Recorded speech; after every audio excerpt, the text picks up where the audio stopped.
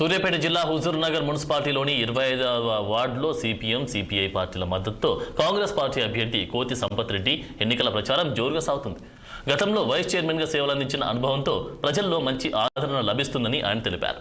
ఇక ఎన్నికల్లో తనను గెలిపిస్తే మంత్రి ఉత్తమ్ కుమార్ రెడ్డి సహకారంతో హుజూర్నగర్లోనూ జిల్లాలోనూ ఉత్తమ మున్సిపాలిటీగా తీర్చిదిద్దామని అన్నారు.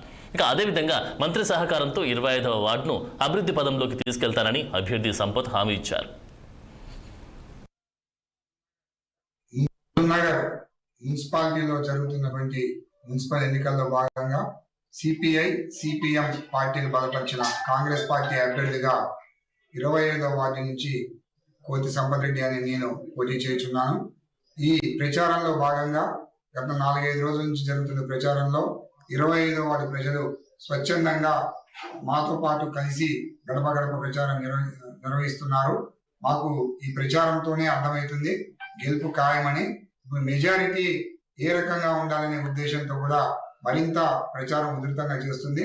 25వ వార్డు ప్రజలు నాపై ఉంచిన నమ్మకాన్ని గౌరవ మంత్రివర్యులు ఉత్తమ్ కుమార్ రెడ్డి గారి సహాయ సహకారంతో గడిచిన కౌన్సిల్లో నేను 3వ వార్డు కౌన్సిలర్ గా ఉన్నప్పుడు వైస్ చైర్మన్ గా విధులు నిర్వహించిన సమయంలో 3వ వార్డుని హుజూర్నగర్ పట్టణంలోనే కాదు సూర్యాపేట జిల్లాలోనే ఆదర్శమైన వార్డుగా తీర్చిదిద్దడం జరిగింది.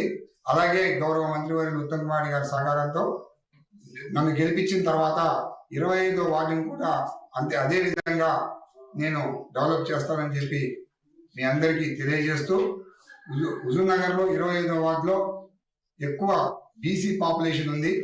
బీసీ పాపులేషన్ ఉన్న విషయాన్ని గౌరవ మంత్రివర్యులు ఉత్తమ్ కుమార్ రెడ్డి గారి దృష్టికి తీసుకెళ్లగానే అక్కడ బీసీ కమ్యూనిటీ హాల్ కూడా శాంక్షన్ చేస్తా అని చెప్పి వారు ప్రజలకు తెలియపరచవలసిందిగా నా ద్వారా ప్రజలకు సమాచారం అందజేయడం జరిగింది.